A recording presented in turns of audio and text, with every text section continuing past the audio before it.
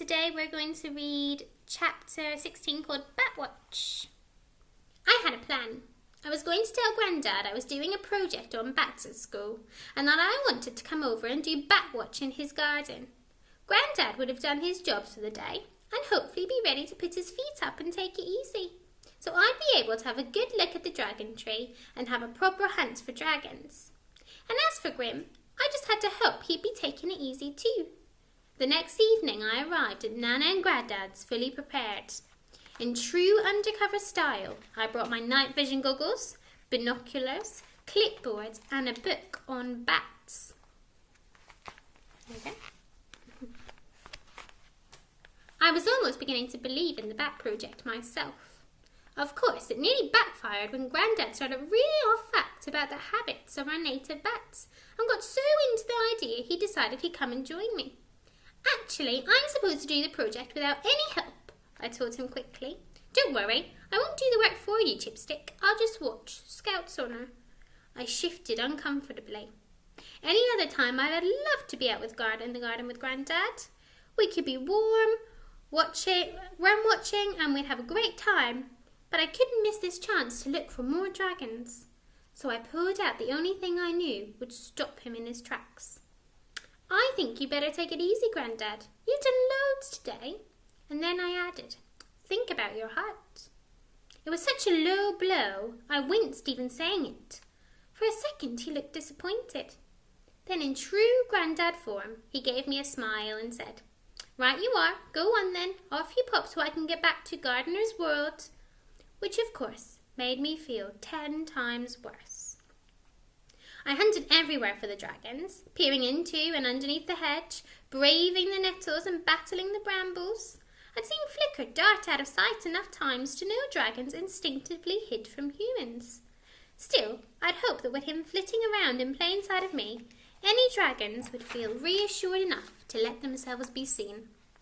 But despite that, and my best efforts at hunting through the undergrowth, there was no sign. Flicker settled on my shoulder and sneezed a glittering spray of sparks. This is hopeless, I moaned, nursing a scratch.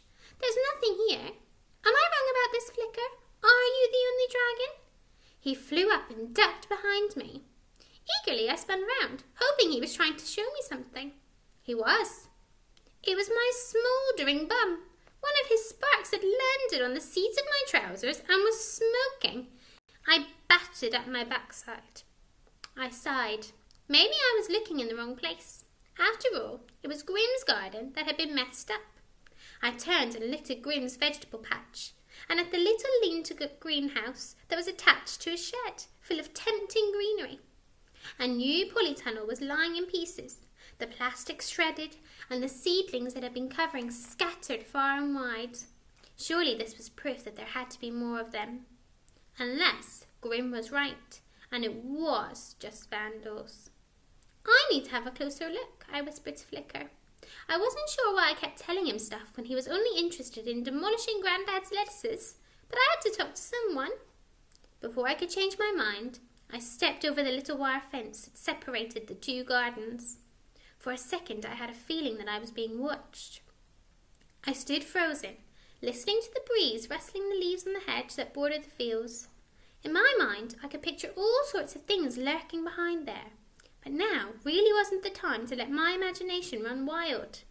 I reined it in and reminded myself that the scariest thing around here was probably Grim. I looked around, scanning the garden up to the dark house where he lived. There was no sign of him, not even any lights on. If I was lucky, maybe he'd gone out for the evening. Flicker fluttered over to join me. He settled on another plant with huge leaves and started nibbling at it. I made my way further into the garden, hoping my luck would hold it. It didn't. Okay, see you tomorrow.